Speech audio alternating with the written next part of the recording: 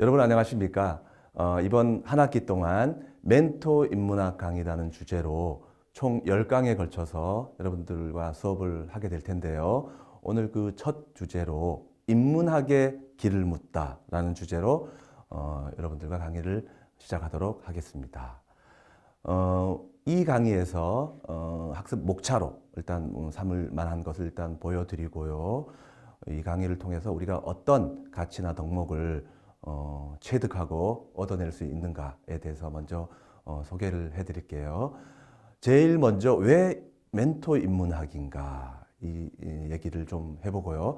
두 번째는 인문학이란 무엇인가? 도대체 인문학을 왜 우리가 얘기를 해야 할 것이며 인문학을 중요시 여겨야 할 것인가에 대해서 살펴볼 것입니다. 그 다음에 세 번째는 인문학의 길을 묻다. 우리가 우리 주제가 멘토이듯이 우리가 이 불확실한 이 시대에 인문학의 길을 물어가면서 어떻게 우리의 삶의 가치를 찾아갈 것인가 그 항목을 얘기해 볼 거고요. 마지막으로 네 번째는 이제 인문학적 소양과 덕목, 그렇다면 인문학적 소양과 덕목의 구체적인 것들은 어떤 게 있는가를 살펴볼 겁니다. 그렇게 함으로써 우리가 지향하는 것은 삶의 지혜와 경험이 상대적으로 부족한 20대 여러분들이 스스로 삶의 주체로 거듭날 수 있는 인문학적 소양을 쌓기를 바라는 거고요. 두 번째는 인문학의 본질과 역할을 이해함으로써 차세대 리더로서 갖추어야 할 창의력과 지적 상상력을 기르고자 할 겁니다. 그 다음에 세 번째는 인문학은 궁극적으로 삶의 좌표를 찾아가는 학문이라고 말할 수 있습니다. 그래서 멘토 인문학을 통해서 불확실한 시대를 살아가는 여러분들, 20대 청춘들이 존재의 의미와 삶의 목적을 성찰할 수 있게 되기를 바랍니다. 마지막으로 인문학적 핵심 가치와 덕목을 체득함으로써 우리 시대가 필요로 하는 진리, 정의, 창의 이런 이 시대의 정신을 구현해낼 종합적 판단력을 기를 수 있도록 할 겁니다. 자, 그렇다면 왜 멘토 인문학인가? 멘토 인문학에서 다뤄야 할 몇 가지 키워드를 말씀드리자면요. 우리 시대는 지금 멘토가 필요한 시대입니다. 여러분들 대한민국 사회에 헬조선이니 엠포 세대니 이런 수많은 얘기들을 하고 있는데요. 그 얘기는 다시 말해서 우리 시대가 여러분들 같은 이 청춘들이 하나의 방향점이라든가 가이드라인을 제시할 수 있는 누군가가 필요하다는 얘기가 될 테고요. 그런 의미에서 인문학에 우리가 기대어 멘토가 필요한 시대를 한번 모색해보는 그런 시간이 될 겁니다. 그 다음에 두 번째는 아까도 말씀드렸듯이 불확실성의 시대이잖아요. 그렇죠? 우리의 진로, 미래 모든 것들이 불확실한 시대에 왜 우리가 인문학을 말해야 될 것인가 이 부분을 또 살펴볼 것입니다. 그 다음에 이제 중요한 부분인데요. 여러분들은 지금 이제 대학 시절 어쩌면은 사회에 진출하기 마지막 단계에서 여러분들이 이제 수많은 노력을 하고 시도를 하고 있는 시기인데 이 시기가 자기 인생의 주인이 되어야 하는 아주 중요한 시기이죠. 이 시기를 우리가 어떻게 견뎌낼 것인가 이제 이 부분을 한번 또 논의를 해보도록 하겠습니다. 자, 그 다음에는 이제 진정한 멘토란 우리 누구나 다 나이가 많거나 경험이 많거나 어떤 다른 부분에서 물리적인 어떤 잣대로 우리가 멘토로 삼는 시대는 이제 더 이상 아니에요. 나이가 젊다 하더라도 우리의 멘토가 될 수가 있고요. 또 우리 얘기를 잘 들어주는 사람이 또 멘토가 될 수도 있겠죠. 그래서 진정한 멘토란 도대체 어떤 가치와 덕목을 우리한테 줄 수 있는가 이 부분을 살펴볼 것입니다. 그 다음에 마지막으로 우리 시대에서 요구하는 진정한 인재상, 그야말로 융합적 지성으로 거듭날 수 있는 하나의 방안이라고 할까요? 그 부분을 우리가 살펴보도록 할 것입니다. 자, 멘토가 필요한 시대. 독일의 아주 유명한 루카치라고 하는 사람이 이런 말을 한 적이 있습니다. 저는 이 말을 개인적으로 상당히 좋아하는데요. 별이 빛나는 창공을 바라보며 갈 수 있었던 또 가야 할 길의 지도를 읽을 수 있었던 시대는 얼마나 행복했던가. 그리고 그 별빛이 그 길을 훤히 밝혀주던 시대는 얼마나 또 행복했던가.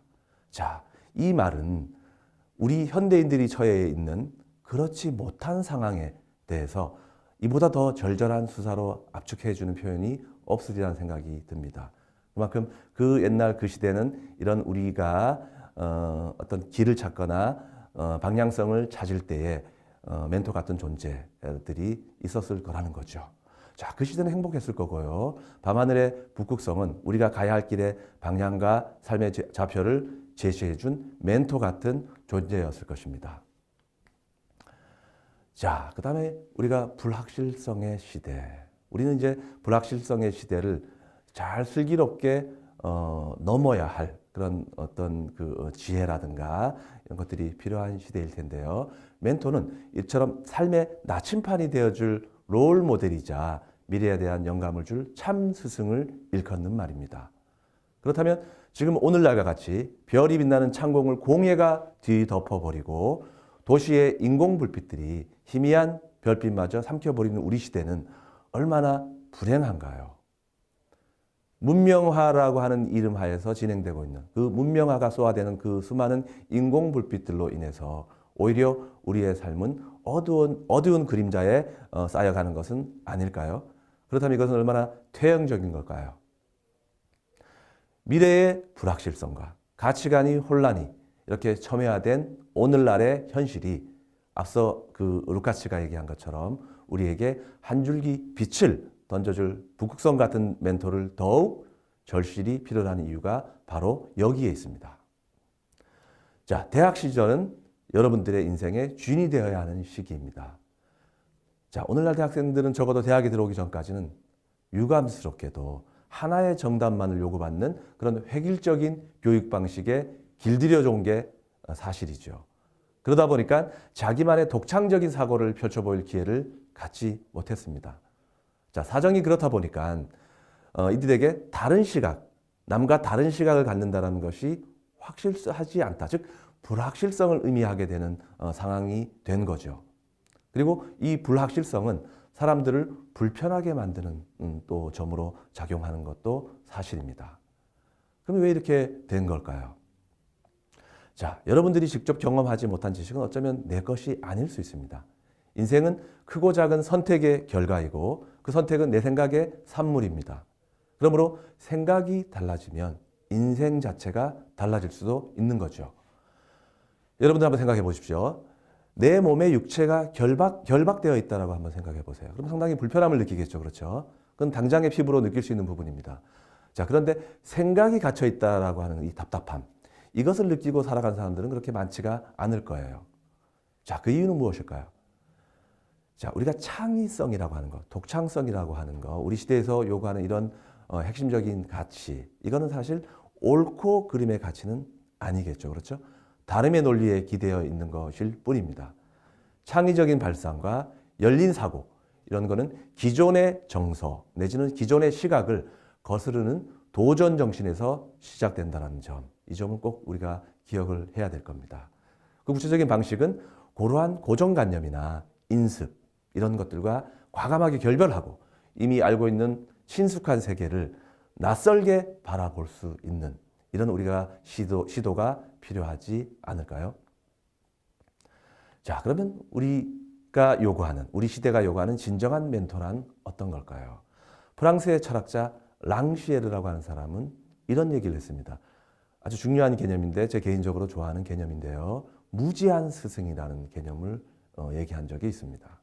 그 무지한 스승이라고 하는 것은 이런 의미입니다. 진정한 가르침이라고 하는 것은, 진정한 스승이라고 한다면은 일방적인 지식 전달 차원이 아니고 학생들과 배움의 장 안에서 상호 소통하면서 그네들 스스로가 열망과 의지를 불러일으킬 수 있게끔 옆에서 도와주는 거죠. 그러니까 직접적인 알미나 지식을 전달하는 그런 스승은 아니라는 겁니다.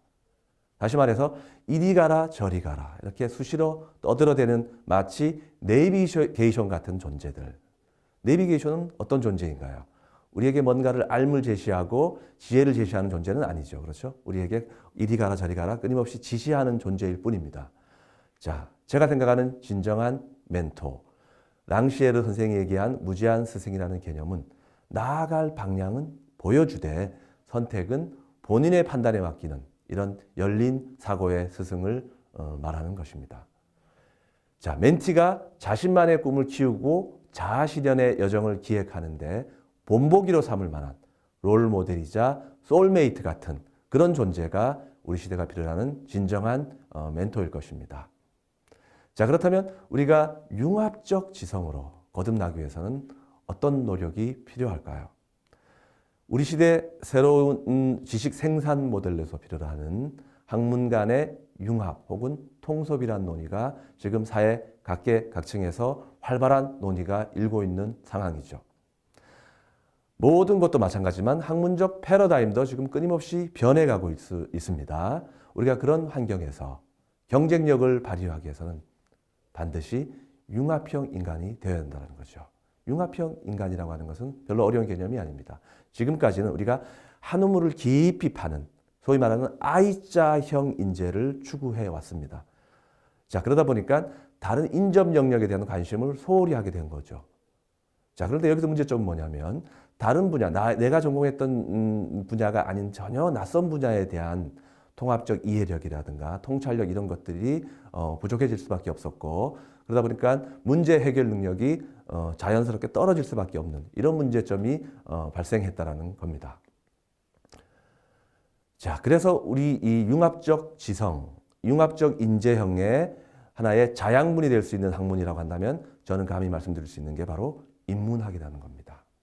자, 인문학은 말 그대로 인간의 문의를 새기는 학문입니다.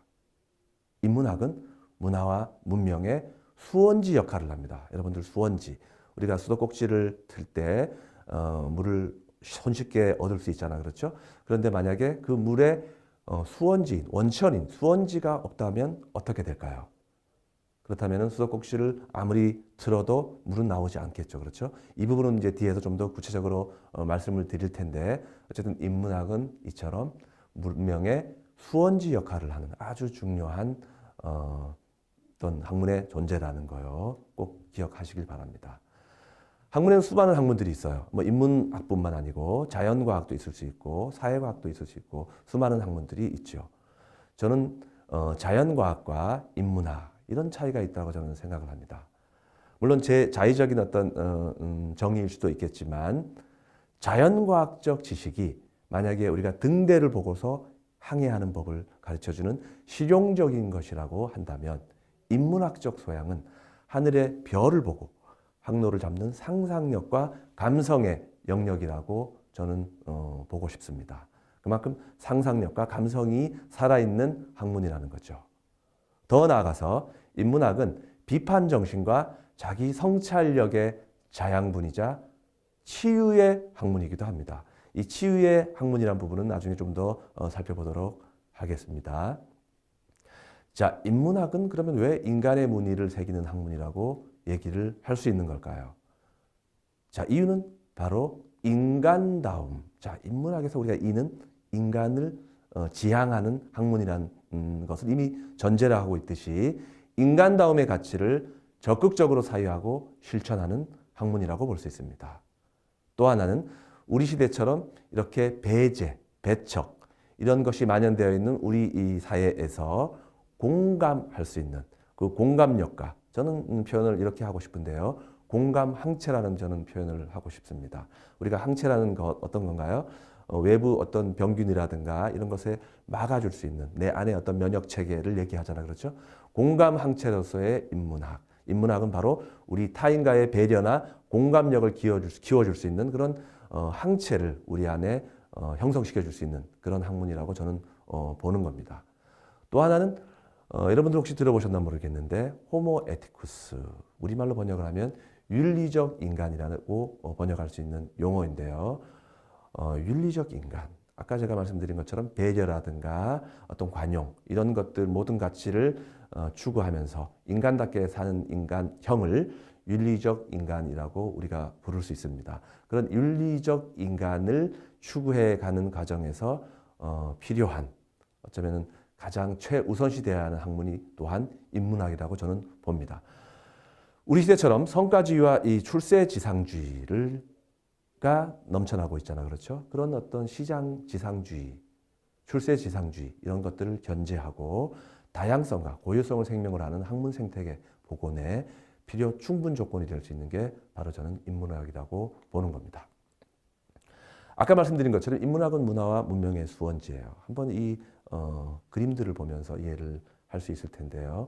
옛날에 실제로 중국 본토에서 폐주하고 이제 대만으로 옮겨오게 된 장제스 군대가 있었습니다. 그네들은 처음에 어떤 집에 갔더니만은 수도꼭지에서 처음 보는 거였죠. 수도꼭지를 트니까 물이 콸콸콸 쏟아지는 겁니다. 그 당시에는 수도꼭지라는 존재가 낯설은 시절이었죠.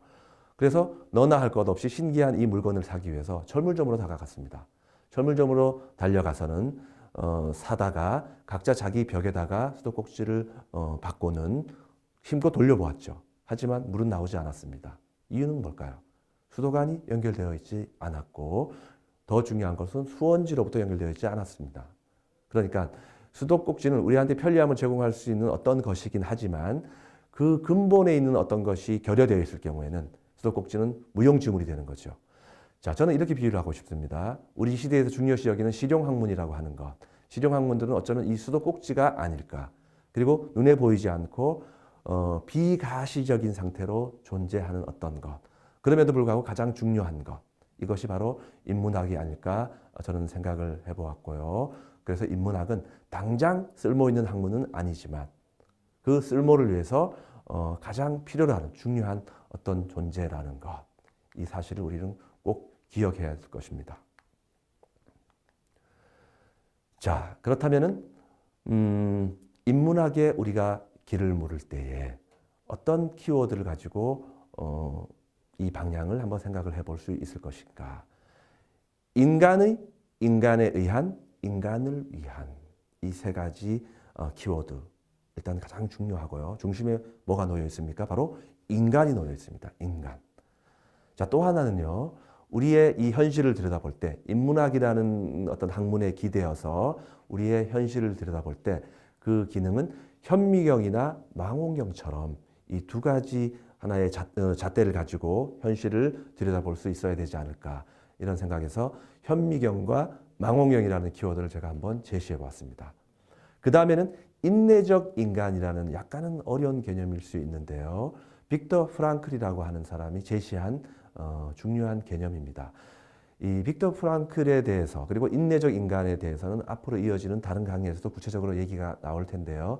짧게 얘기하자면은 우리가 주어진 삶의 어떤 고단함이나 어떤 어려운 상황을 에서 수동적으로 그 상황에 굴복하는 것이 아니라 적극적인 자세로 그 상황을 극복해서 삶의 의미를 하나의 삶의 의미를 길어 올릴 수 있는 그런 아주 적극적이고 자발적인 그런 인간형을 인내적 인간이라고 부를 수 있습니다.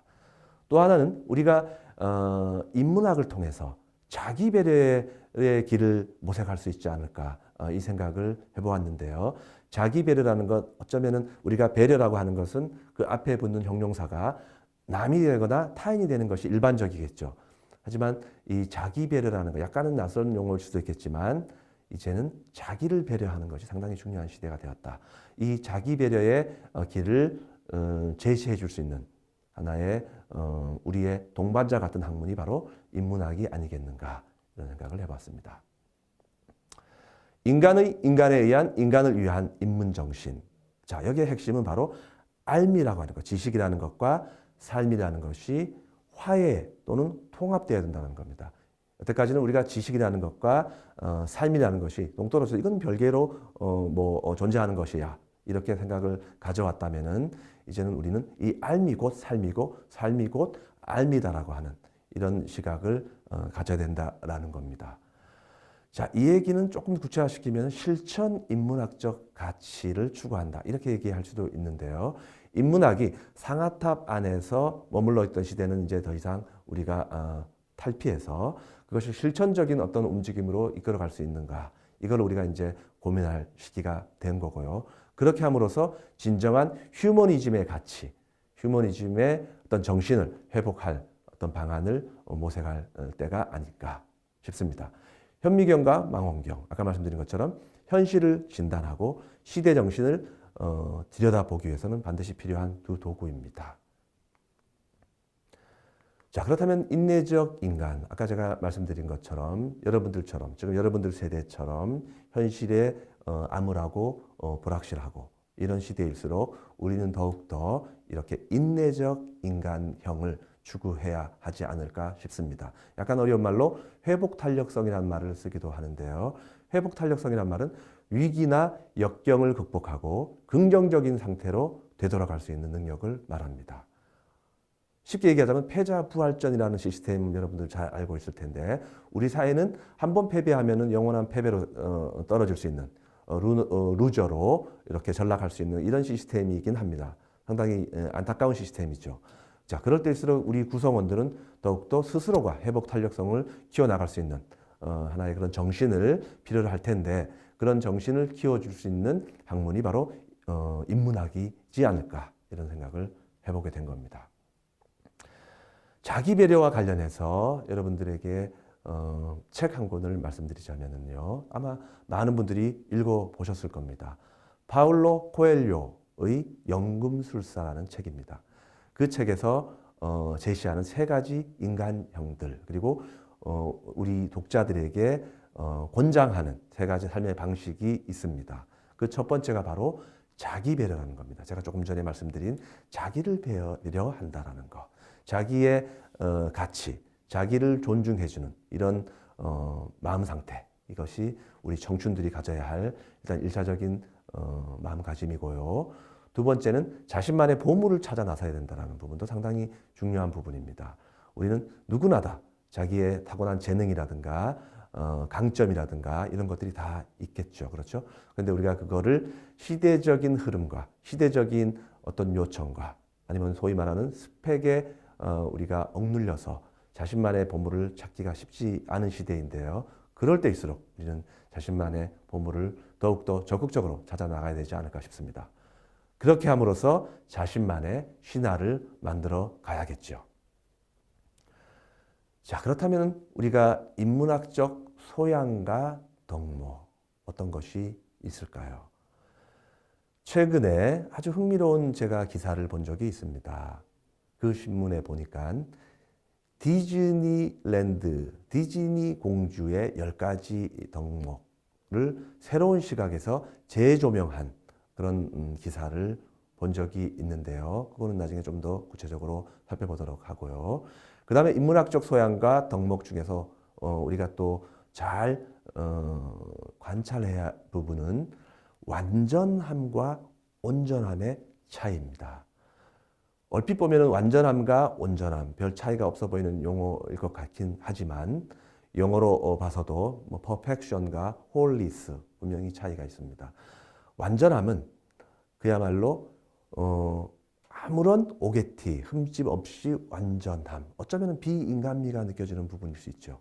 온전함은 그에 비해서 우리가 인간성을 강조할 때 쓸 수 있는 용어입니다. 예를 들자면 우리가 완전한 스펙, 이거는 어울리는 말이죠. 그렇죠?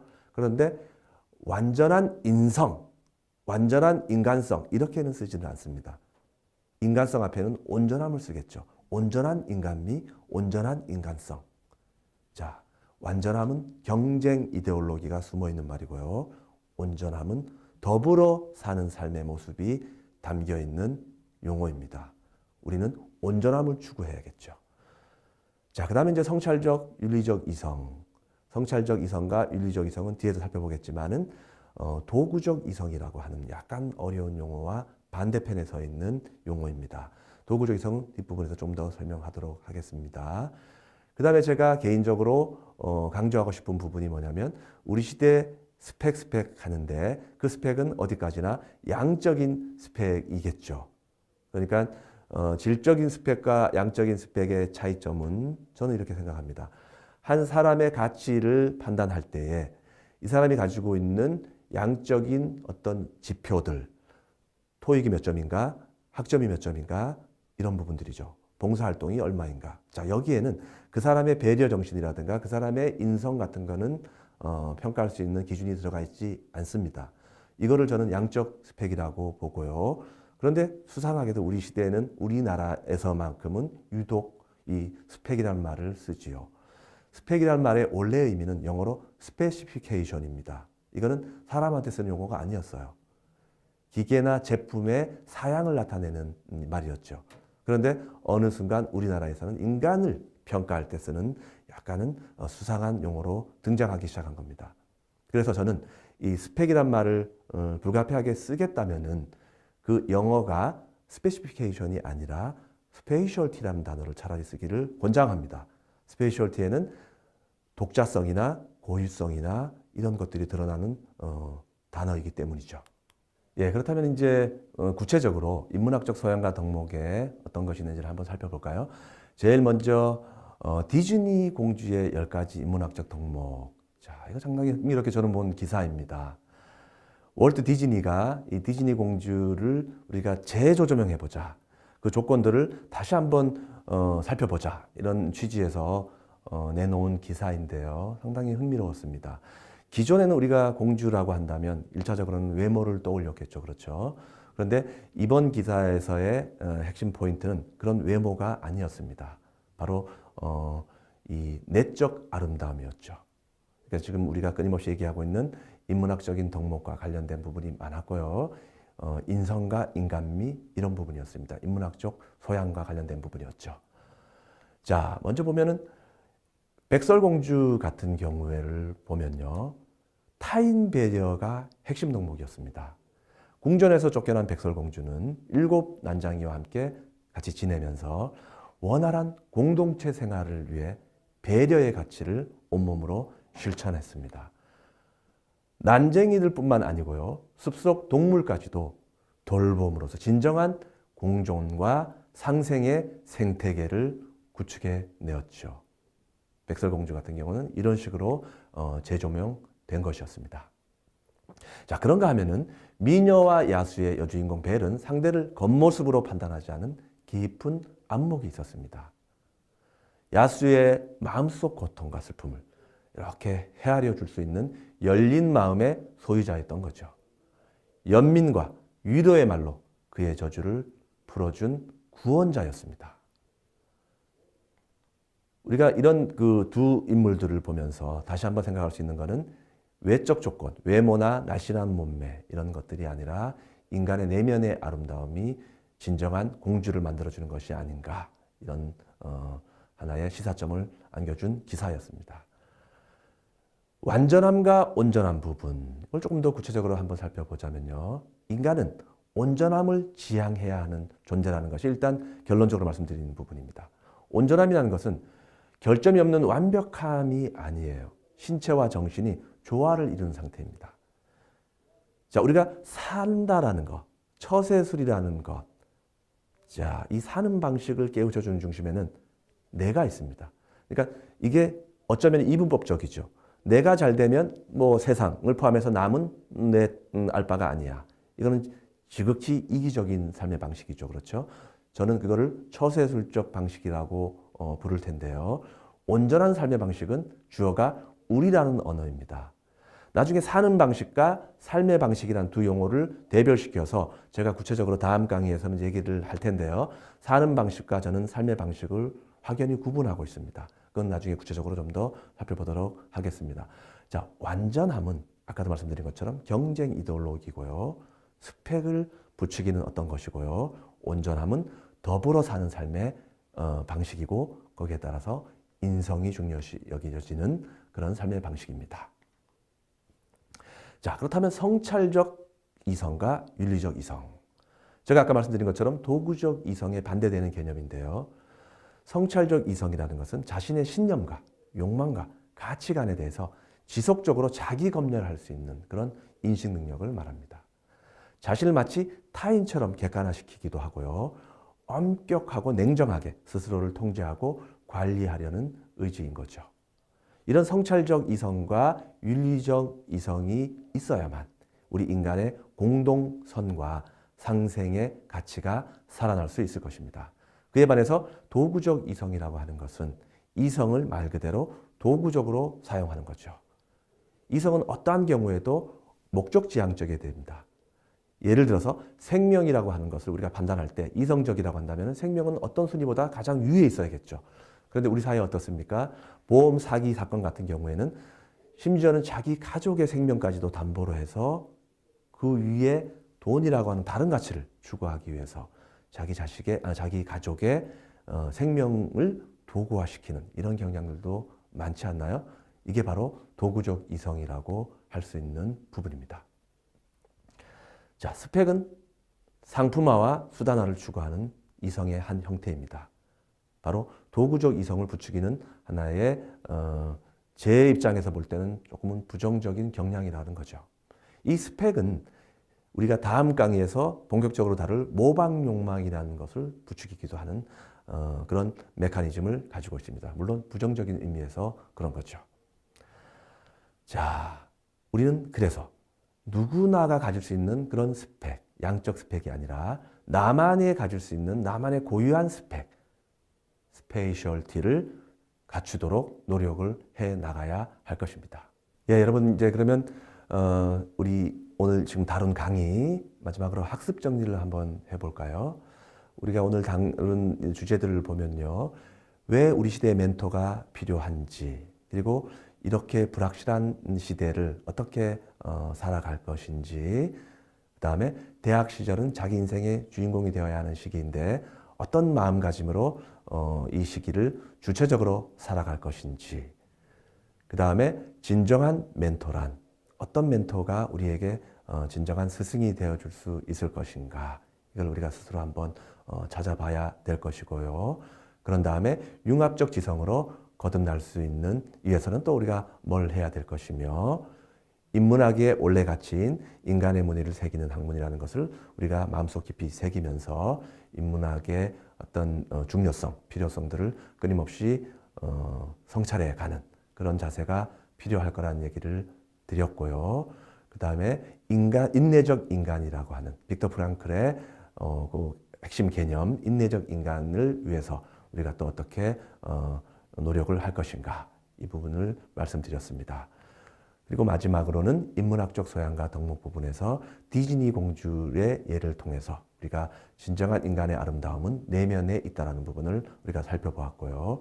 완전함이 아니라 온전함의 가치를 추구해야 한다는 것, 그 다음에 도구적 이성이 아니라 성찰적, 윤리적 이성을 우리가 끊임없이 추구해 나가야 된다는 것, 이렇게 함으로 해서 양적인 스펙이 아니라 우리 인간의 고유한 질적 스펙을 추구해 나가야 된다는 것을 오늘 강의에서 살펴보았습니다.